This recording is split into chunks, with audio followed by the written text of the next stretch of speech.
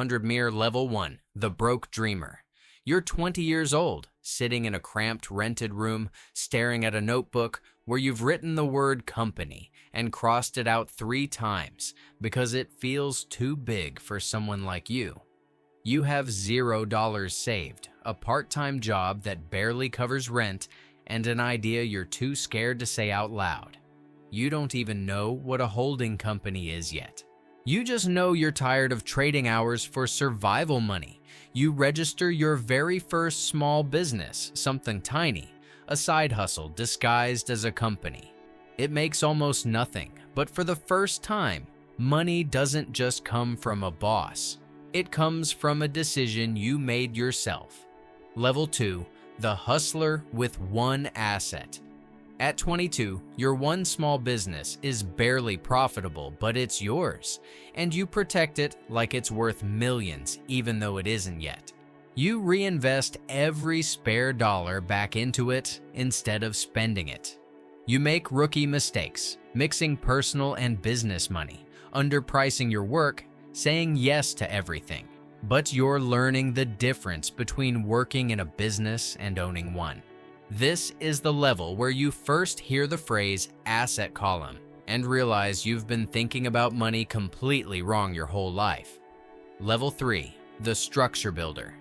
At 24, you finally separate your personal finances from your business finances. You open a real business bank account. You start understanding contracts, liability, and why serious owners protect themselves with proper structure instead of running everything through a personal name. Your first business is stable now. Not exciting, just stable.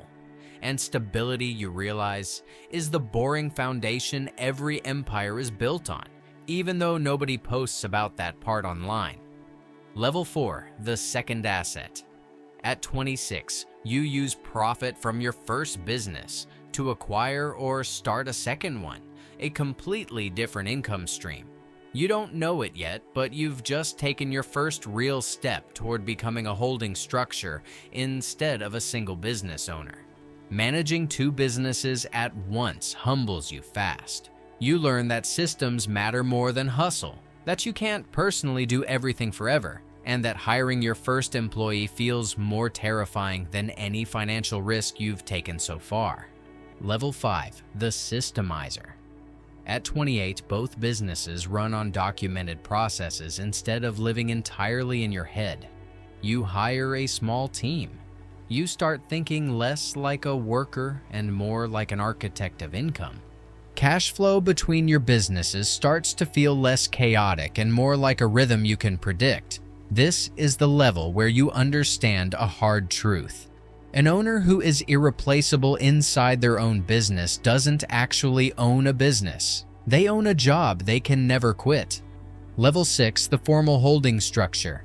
At 31, you finally set up an actual holding company, one parent entity owning both of your businesses as separate subsidiaries. This isn't just paperwork, it changes how you think. You start evaluating each business as an asset, not a job, tracking valuation, profit margins, and whether each one deserves more capital or should be sold. People around you start using the word portfolio when they talk about what you're building, and it stops sounding strange to you. Level 7, the capital allocator. At 34, your holding company generates enough consistent profit that you're no longer just building businesses. You're deciding where capital should go next. Acquire a struggling business and fix it. Fund a new venture from scratch. Buy real estate to hold as an asset inside the structure. Every decision now moves through a filter. Does this make the whole structure stronger, not just one part of it? This is the level where you stop thinking like an entrepreneur and start thinking like an investor who happens to build companies. Level 8, the empire operator. At 38, your holding company owns multiple businesses across different industries, some thriving, some being restructured, one being quietly sold because it no longer fits the vision. You review numbers, not tasks. You question underperforming assets the way a portfolio manager questions a weak stock.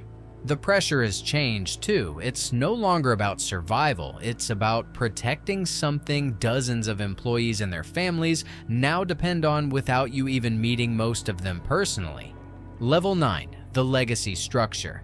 At 45, your holding company is valued at $500 million, spread across businesses you built, businesses you acquired, and assets you patiently accumulated for 2 decades.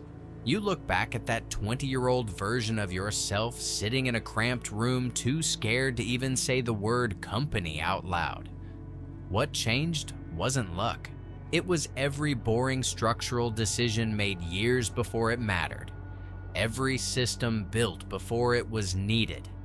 Every asset acquired quietly while others chased quick wins. Younger founders now ask you how you did it, expecting a secret formula. And you realize the only real answer is that nobody skips the boring levels. They just get skipped over by people who never built past level 1. And somewhere out there, right now, someone is sitting in a small room, crossing out the word company in a notebook, not knowing they've already started.